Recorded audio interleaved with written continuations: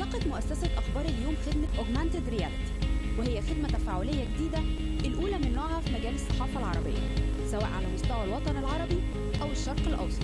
تعتمد الخدمة على أحدث التقنيات في مجال الطباعة، والتي تخدم العملية التحريرية والإعلانية، وذلك من خلال عرض مواد سمعية وبصرية مثل الصور أو الفيديوهات وملفات الفيديو.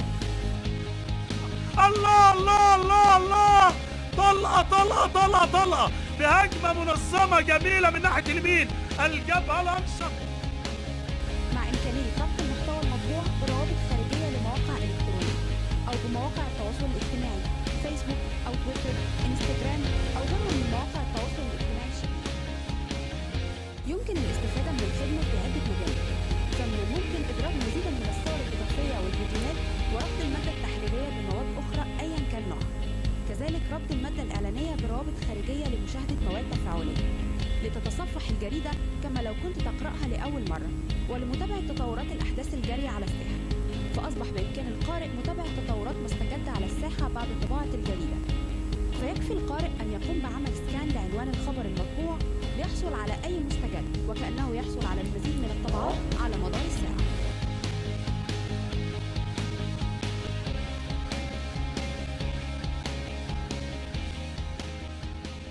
وأصبح لدى القارئ إمكانية الرجوع مرة أخرى لمادة منشورة أو إعلان أو لصفحة بأكملها في عدد سابق ليحصل على أي جديد مرتبط بنفس الخبر، سواء كان عدد ضحايا في حادث قطار أو محصلة الوفيات في أعمال شغب. فبكبسة زر يستطيع بكل سهولة الحصول على أحدث الإحصائيات، على سبيل المثال عدد الضحايا في حادث تصادم قطار الأمس.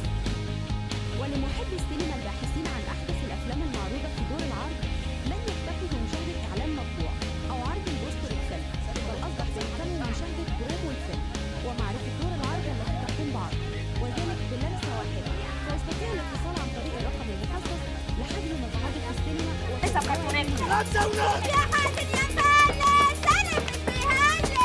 الواد سالم ده بوظ السوق، بيبيع بنص الثمن. وتعمل الخدمة على جميع أجهزة الهواتف الذكية سمارت فونز وأجهزة تابلتس، سواء التي تعمل بنظام iOS كأجهزة آيباد، آيفون وآيبود، إضافة إلى الأجهزة التي تعمل بنظام أندرويد.